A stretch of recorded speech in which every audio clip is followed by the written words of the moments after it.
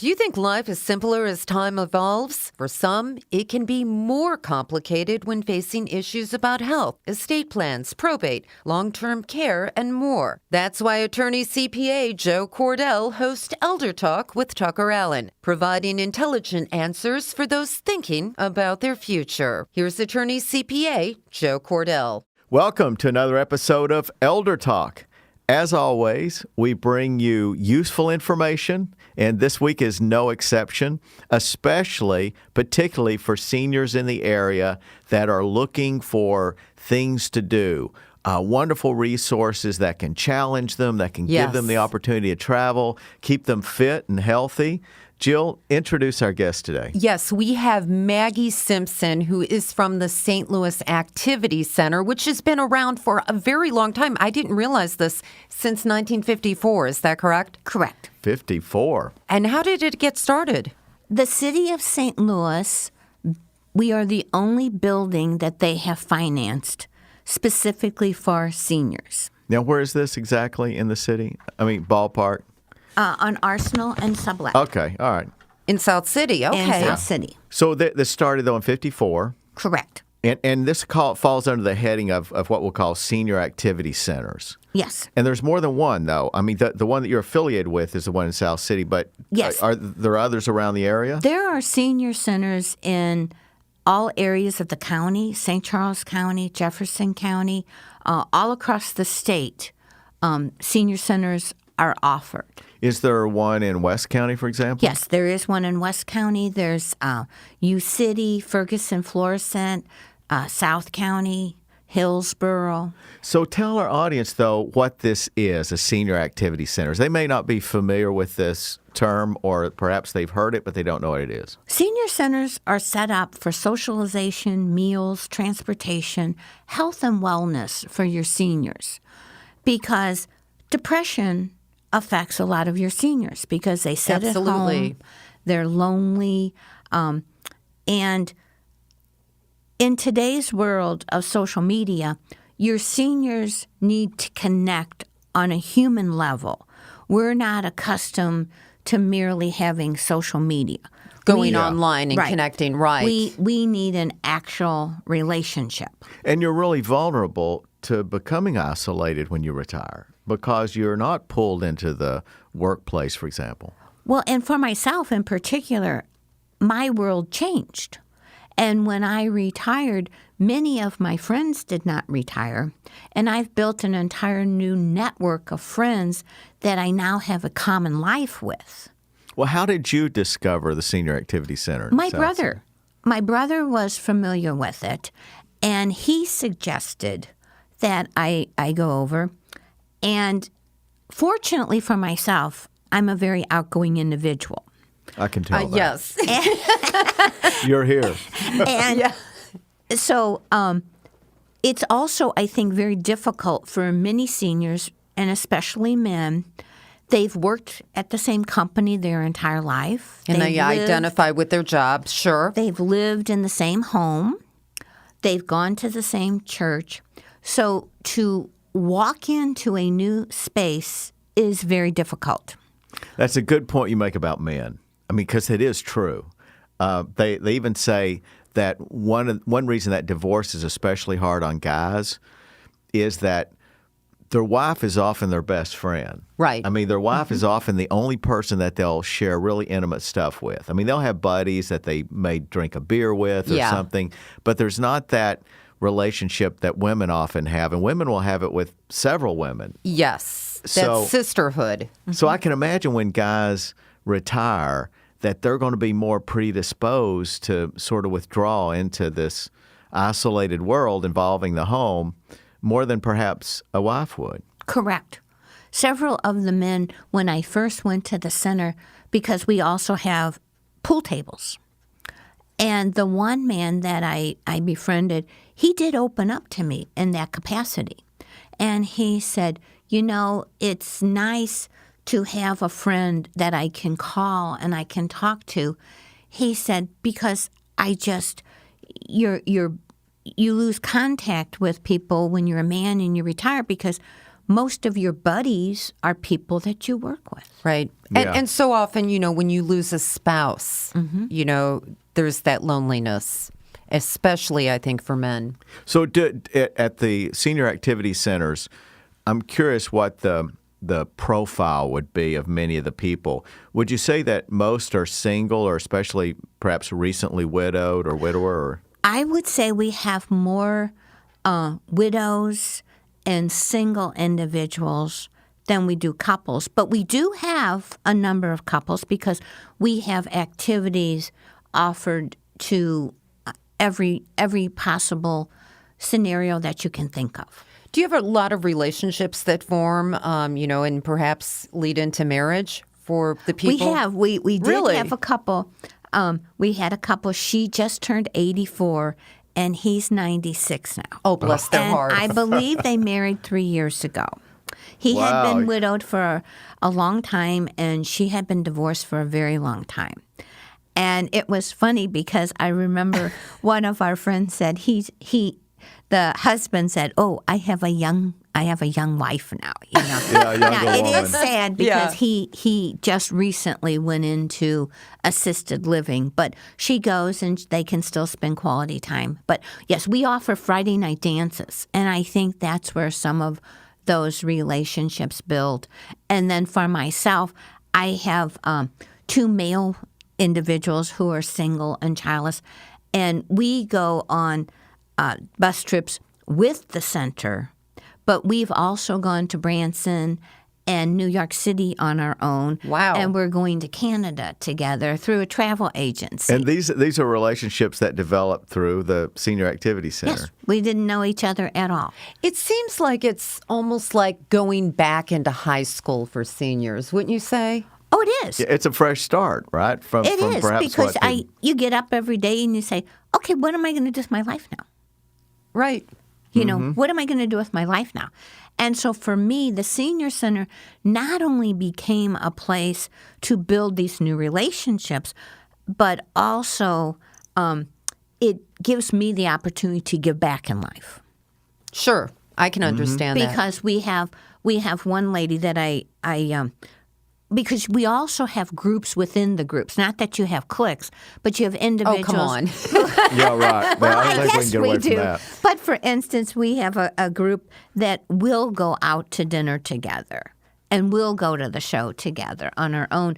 And in our group, the age spans from 66 to 84 in our immediate group. Right. And our one individual, she's had some health issues. And so I picked up the phone and I called her, and it was like I was 18 and talking to my 18-year-old girlfriend again. It didn't seem like there was an age difference Sure. and stuff. Because you get to this point and the wonderful thing about it is when we don't see someone, we inquire about their health.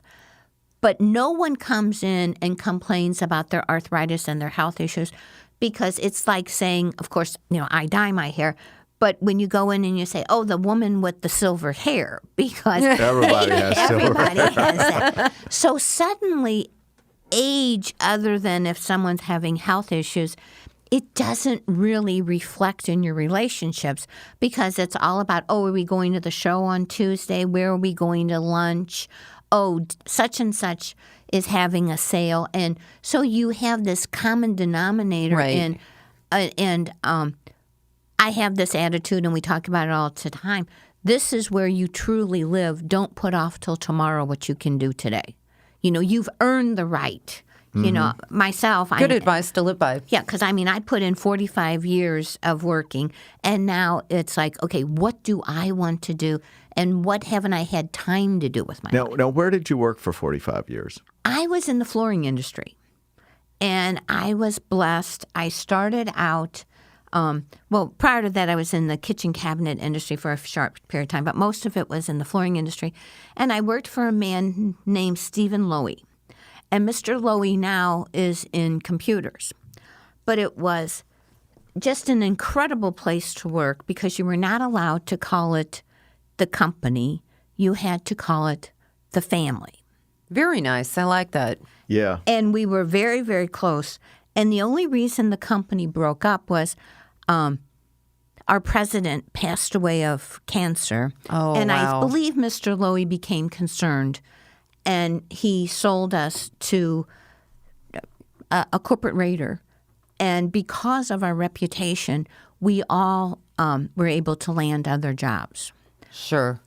So I imagine that was difficult, but you made a great transition. I was very lucky because our president at that time recognized that myself and another woman, I had started in customer service, and all of our customers gravitated to the two of us. Well, now, let me interrupt you. So why did you decide, though, to retire when you did? You were still healthy. A lot of it was pressure from my family because my family, they were fortunate to be civil service workers, and they had retired many, many years before myself. And my brother loves traveling, and I never took the time to really travel or do anything else. And, you start to look around yourself, and you do see individuals are having health issues and things like that, and you realize you're not going to live forever. And he was so excited my first trip. He came in and packed and went to the bank and everything and he still, I think, gets more excited than I do when I travel, although I don't just enjoy traveling outside of St. Louis now. Now I enjoy doing daily things like the Frank Lloyd Wright House, the Campbell House. Well, let's talk about, that's a good segue. Let's talk about some of the activities that are available through these senior activity centers. Okay. Well, on Friday nights, we have senior dances. On Tuesdays, we have line dancing. We have a holiday luncheon for just about every holiday. We have cards, particular canasta. Third Monday of the month, we have bunco. Every Thursday, we play bingo. We have chair exercise and arthritis exercise Monday through Friday at 9 o'clock in the morning. Are there workout facilities at these centers? No. Okay. No, this is chair exercise and arthritis exercise led by an individual. By an instructor. By an instructor that, this way it's more like in a stretching capacity and things like that, so you won't be injured. Is there something like Tai Chi that you all do, or is that only available through a fitness center? We had Tai Chi at one point, but I don't know if it's funding. I'm off and on, we've had it, and sometimes I think it's related to the funding. Yes. So go ahead. Are there other activities that you've not mentioned? I know there's travel. There's one that I would love to attend, the homemade mac and cheese lunch. Yes. And that's happening. I'm a big fan of mac and cheese. March 13th, correct? Yes. Well, we were very fortunate because we also survive, as many nonprofits do, on volunteerism. And one of the gentlemen who helps throughout the week and then with our various holiday and festive luncheons, he is an excellent cook, and he was in the industry. So he was a chef? He was a chef. Okay. And it's incredible. We just had a soup day, and he made the best ham and bean soup that you've ever had. So on these meals, how much does it cost for the meals? Everything as far as meals and transportation is donation-based. So there's no actual charge. Someone can pay what they... During the week, we offer what's called congregate meals, which are at the center, which we would like to have $3 if possible, but that's all donation-based. Now, our holiday luncheons and festivities like that, they may range from $3 to $5. And most of our individuals are capable of paying that. But if you financially cannot afford it, you won't be turned away. Yeah, you're not going to be denied of anything. We're not really allowed to do that because we do receive funding for transportation. I see. Now talk about the travel that's available. Is there local historical tours or things like that you do? We do different trips. We have over the years where we'll go to Eckert's for lunch or Lottawatta Creek or down to Kimswick. Blue Owl. Oh, one of my favorites. Absolutely. We recently went out to Jefferson Barracks to one of the museums. We've been to the Holocaust museums. So we try to have a good mix of things. We also have a group of ladies.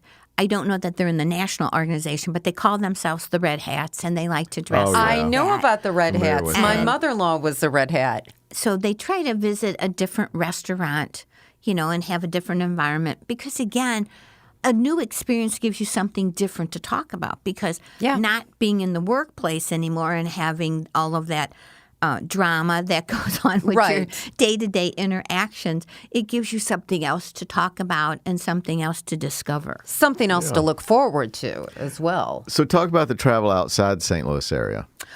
We travel generally once or twice a year. And this year, on October 4th to October 10th, we're going to Niagara Falls. And we align with a bus line that gears somewhat to seniors. The trips can be as active or inactive as you wish.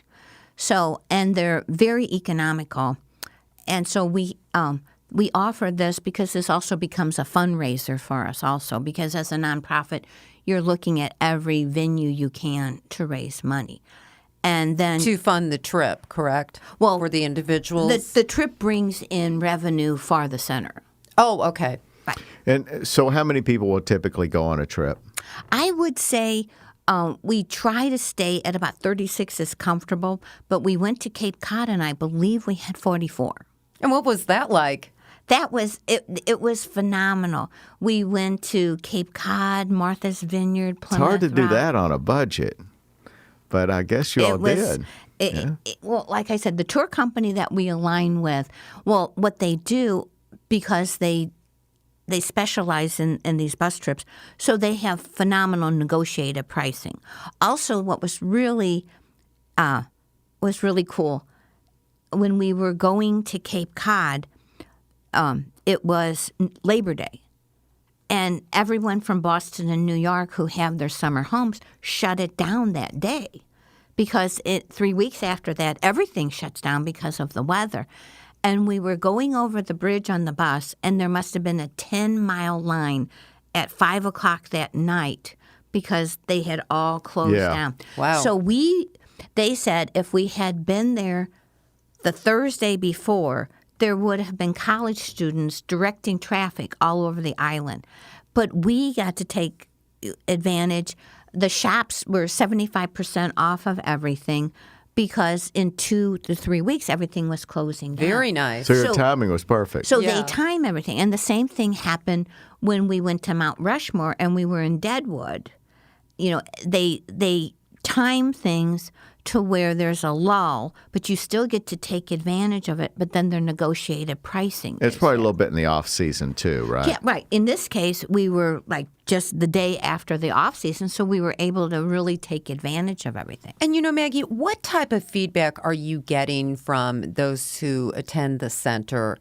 How it's, enriched their lives? Well, for some individuals, because we also offer transportation. To and from the center, you mean? And from the center. So in fact, I personally took advantage of it last year because the first snowstorm after retiring, of course, I had to get out there and not listen to my family, fell, crushed my wrist, 3 plates in my wrist, and I couldn't drive for 8 weeks. Oh, my goodness. Well, my brother, of course, he goes to Reno, Vegas, all that for January and February, and so I was on my own, and I took advantage of it. They drove me back and forth to my physical therapy, the doctor, so I didn't have to impose on other individuals, but you don't have to lose your independence. Right. Right. And I think that's one of the most important things that the center offers is the fact that people can still get out and do things in an environment that's safe and with others who may have similar limitations. What's the ratio of men to women in terms of numbers? I would say 30-70. We still have a lot more women, and probably because women are still in the older generation. You outlive us. Yeah. That's the problem. And Maggie, you told us that you're a senior yourself, and Right. you look very youthful. So if I might ask you, I know you're not supposed to ask a lady your age, but from one lady to another, I'm 67. wow. And you look great, and you seem have 57. exactly, and I imagine that's because you do have this companionship. Well, I'm a very outgoing, hyper individual. In fact, it's funny. A couple of years ago, one of the tellers at the bank said to me, "Isn't that something?" We still had tellers back then. One of the tellers said to me, "Were you on Redland when you were younger?" I said, "They didn't have Redland. I took gym class twice a day." But yeah, it is very important, because I think otherwise you sit at home and, again, And watch TV. I mean, it's so Right. seductive. You just fall into a trance. And that's bad for you not only emotionally, but physically. Right. It's going to affect your physical health. well, and I find it very entertaining, because we were joking around the other day, and one of the ladies at the center who I admire, she's had MS for 40 years. And she's never negative. And she still talks about when she could drive her little red Spitfire. And she always talked about how much she loved Mick Jagger. And I said, "Oh, this is a riot." I said, "Can you imagine?" I said, "How many people our age are going to be at that concert?" I said, "I can't." I said, "My ears are sensitive and I have to use earplugs even to go to the show."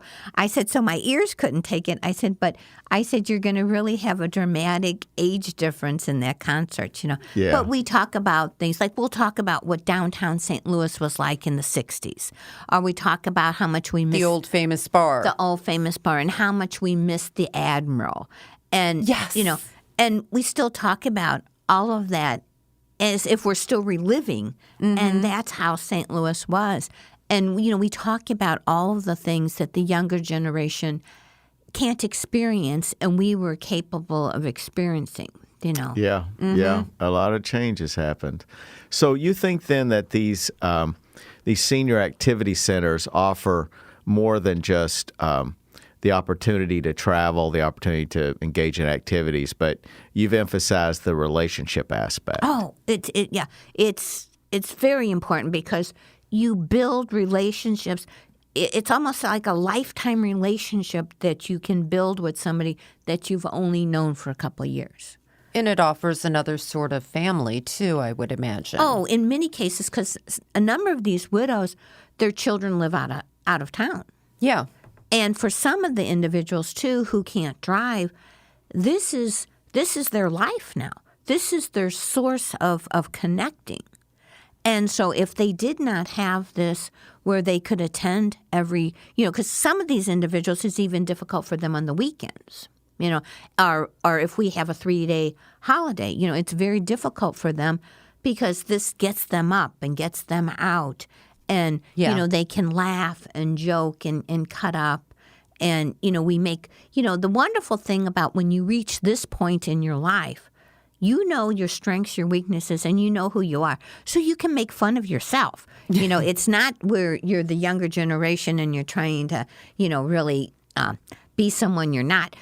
At this point in life, you've survived it all. You let it all hang out. And this is who you are. And you can't really, you can't fool anybody. It's probably liberating, too. Oh, yeah, because, again, grab on to today, because tomorrow's not promised. So, That's right. Yes. So in many ways, we do talk about it almost being on the level with a KinderCare.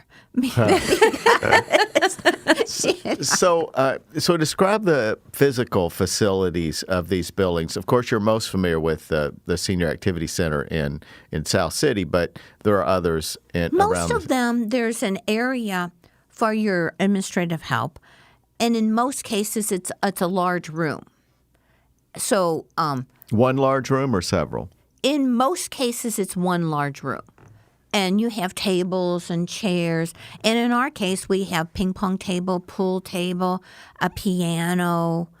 We have a sound system. We have a stage. Because in our case, our center is large enough that we lease it out for weddings and just about anything that you can imagine. When your members marry, you mean?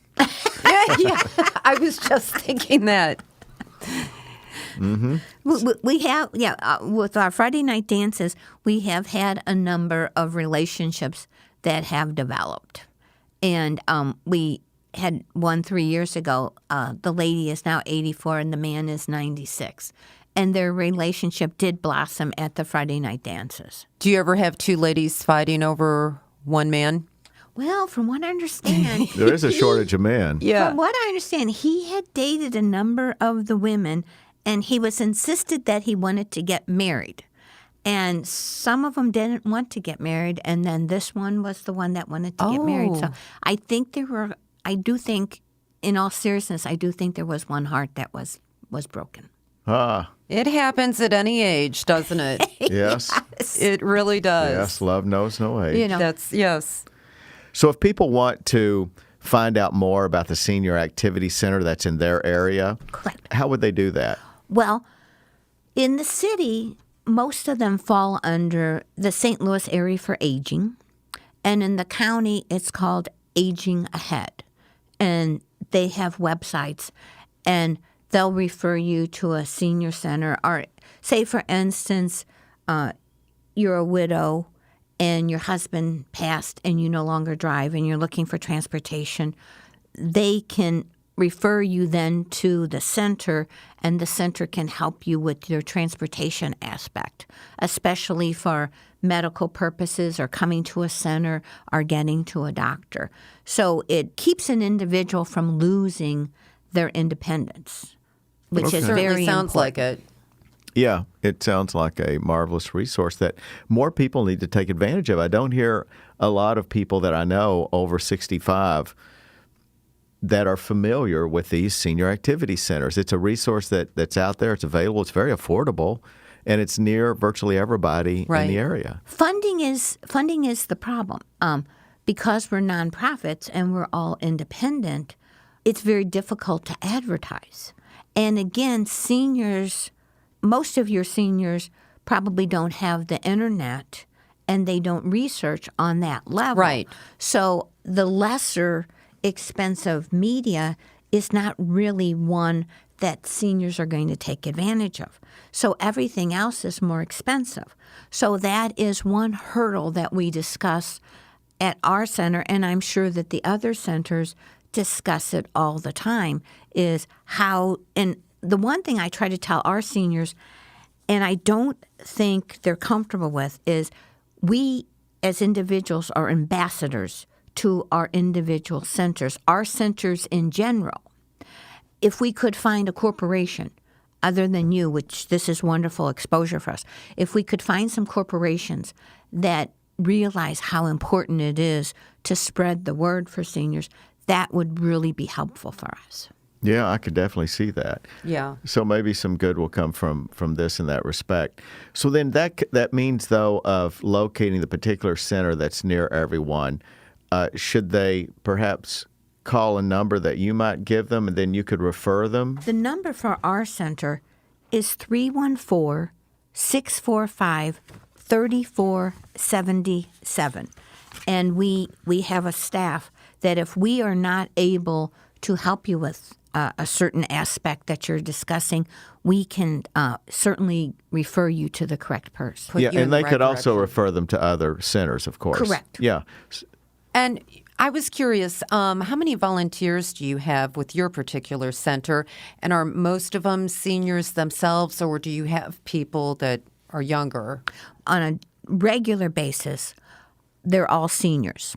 Which Okay. makes sense because you get Right. the voluntary time. Now, Right. once in a while, we are very fortunate that some of your high schools and some of your religious groups will come and help either with lawn care or I host a tea in the spring, and I am fortunate to have several young men come and serve as waiters and Very help nice. with that. You know, That's good for those young men. Yeah. Learn how to do some servant work. Yes. Also, let's go ahead and post this on the TuckerAllen website Absolutely. so that anybody who perhaps didn't get the number that's mentioned a while ago, just go to TuckerAllen website. We'll have a a number there for you to communicate to find the local senior activity center in your area.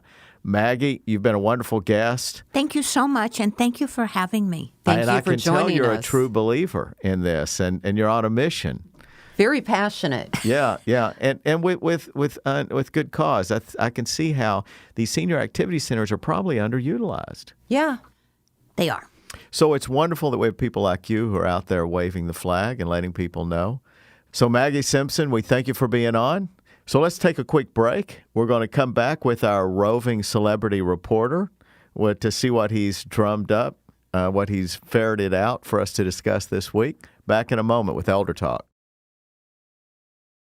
You're listening to ElderTalk with TuckerAllen, providing intelligent answers for those thinking about their future. Sponsored by TuckerAllen, your estate and elder law advisors. And now, Attorney-CPA Joe Cordell. We're back with ElderTalk. And now we're going to talk to Dan, our roving celebrity reporter, who notoriously digs up interesting things, opportunities for us to learn by perhaps the poor judgment or the less than happy experiences of others.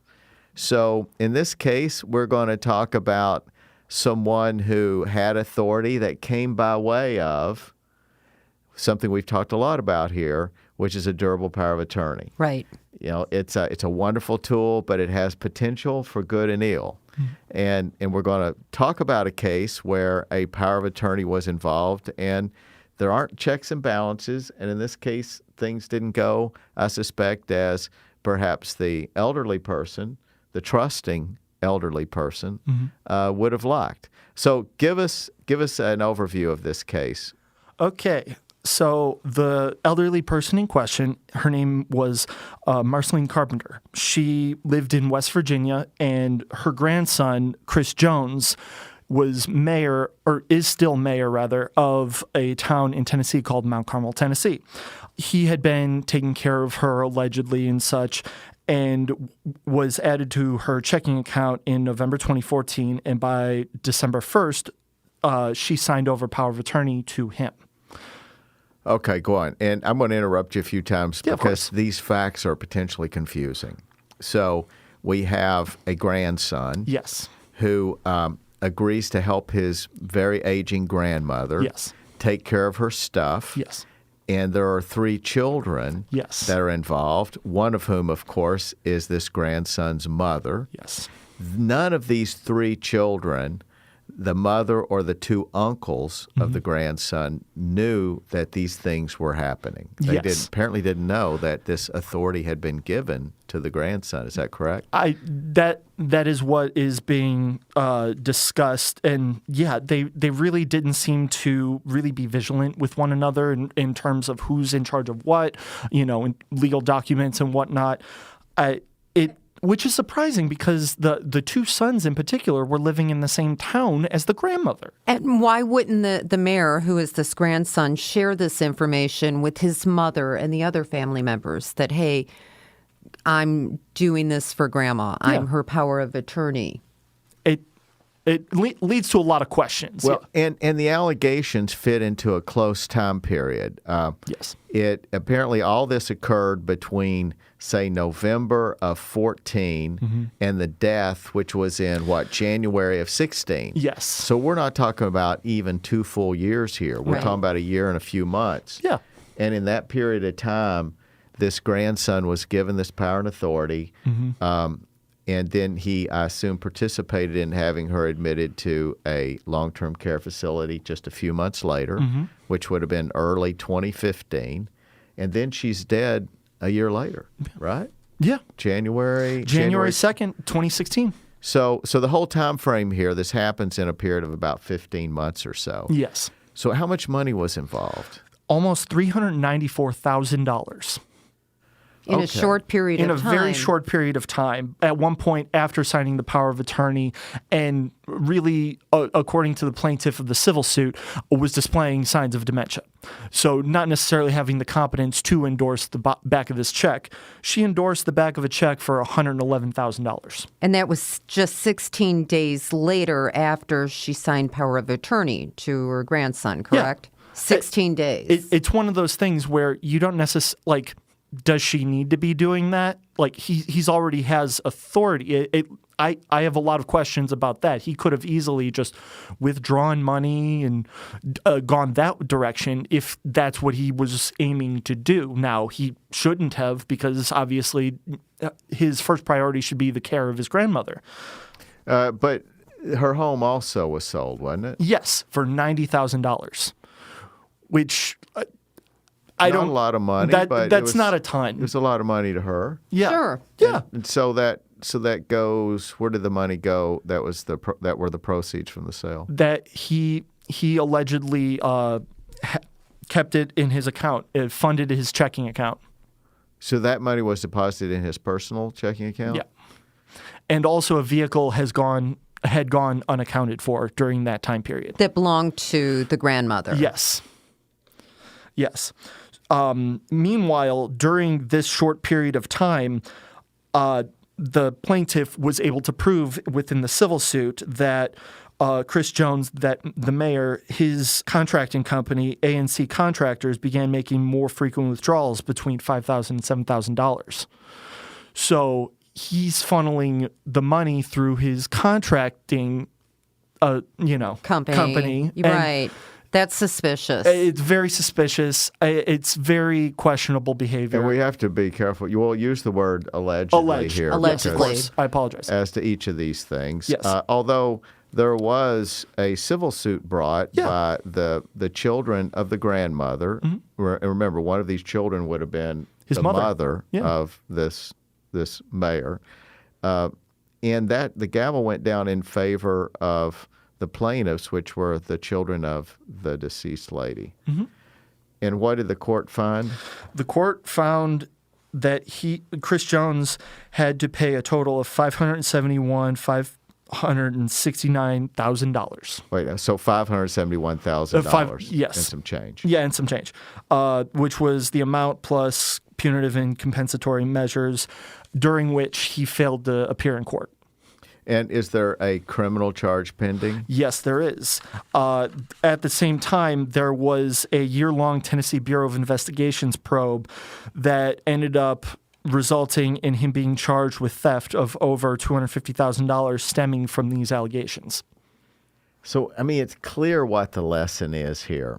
And on the one hand, we talk a lot on this show about how important and powerful a durable power of attorney is. I mean, it's this device that allows your family to go into action immediately on your behalf if you have a stroke or some event where you become debilitated. The alternative is this incredibly unappetizing scenario where you file something with the courts, the probate court. They have conservatorship and guardianship proceedings. They have a doctor who probably will do an evaluation. They have a guardian ad litem that will be appointed and probably a final guardian and a conservator who will consume substantial amounts probably of your estate and the costs associated with these proceedings and the services thereafter. So it's not a pleasant scenario. So on the one hand, a durable power of attorney is a marvelous tool. But on the other hand, there is this potential for this to be abused, as is the case not unusually with wonderful tools. And here is a case where there wasn't any oversight. The decision was made by the grandmother, perhaps at a time when she wasn't even competent. So in fairness, we should ask that as a threshold question. As I talk to you about this and we discuss, this is a remedy for your estate planning purposes or your life care purposes, then you will presumably be making this decision when you have a clear mind, not when you're debilitated. Mm-hmm. So let me at least emphasize that it's not a good time to give someone this powerful device when you're mentally impaired. Mm-hmm. And how does this happen, though? If, say, he did use an attorney, or did he go through something online? I'm curious. You raise a good question. I'd love to know those facts. Was this simply a piece of paper, a form that was brought to her, and perhaps with a notary present, yes, and she signed it? or was an attorney involved? We don't know these answers, but it would raise a question for the attorney. The attorney has to do a preliminary assessment. It's imperative that the attorney do a preliminary assessment about the capacity of their prospective client before they've even become a client. And I wonder if in this case it was, as the dynamics often are, an attorney that knew the son, perhaps even a business attorney. And I don't want to impute any ill motives to the lawyer in this case, because it's likely that whatever lawyer was involved did not know, what may have been going on here. So I'm not saying excuses the lawyer, but I don't want to suggest that the lawyer was a conspirator in any sense of the word. I'd be very surprised if that were the case. Instead, I think that maybe a lawyer who just didn't know much what may have been used to participate in this. So it's a cautionary tale for lawyers, but especially those listening who are over 65 that know that you need something, a device such as this, a wonderful tool such as this, but you want to make the decisions about who and how you trust at a time when your mind is clear rather than when it's impaired. And you know what I'm concerned too is why weren't the other family members, say the mother of this mayor especially, more involved with the grandmother, with these type of decisions? Maybe this would not have happened. That raises a good point. Yeah, you're right. To the extent that you can have your children love and care and monitor you, that is the way it should be. All too often, though, that model is defective. And it's become increasingly defective, I would say, as the years wear on. But we all count on that. And I would guess that perhaps the three children were not as involved. I don't want to make that accusation, because it could have been that this grandson was just exceptionally devious. Yeah, and apparently he did not share with any of them. Yeah, and it does look like it was done surreptitiously. Yeah. So it smells bad. Yeah. And while we have to use the word alleged because we don't know, in fact, all these details, there's lots we don't know. Yeah, and he has not been convicted. His trial is what, in May? In May. The criminal trial is in May. But the civil court concluded that there was wrongdoing. There was, yeah. Yeah. In terms of their relationship, he had alleged that his mother hadn't had a relationship with the grandmother in years. Chris Jones alleges that his uncle hadn't had a relationship with his grandmother since he left home when he was 18. The other uncle hadn't had a relationship with her in 10 to 15 years, Chris Jones alleged. Yet they were all living in the same town. No, you raise a good point. And that would explain some of this. It really would. The fact that there may have been some alienation between the children and if they were estranged. Mother. Okay. That paints a clearer picture, if that is really, truly the case. Yeah. So we talk about these in part because they're interesting. They appeal to that voyeur in all of us. But a better reason that we like to come back to these stories is for us to extract from them lessons for ourselves. And I think that there are a number here. And it's just mainly, as we wrap up here, it's mainly just to remind us that durable powers of attorney, as well as other mechanisms by which you place people in charge of your estate as you age, such as a trust or a trustee position. All of these can be abused, and it's important that you have checks and balances in addition to doing it at a time when your mind is clear. I really keep coming back to that. The time for this woman to have made this decision, assuming that she had any clarity of mind, was not at the point that she did. The time to have made it was much earlier, when perhaps her judgment would have been better. Maybe this grandson was just exceptionally cunning and charismatic. But I suspect a variety of factors were at work. So I guess we have used up our time already, Dan, Jill. So time goes quickly, especially when we're talking about these stories.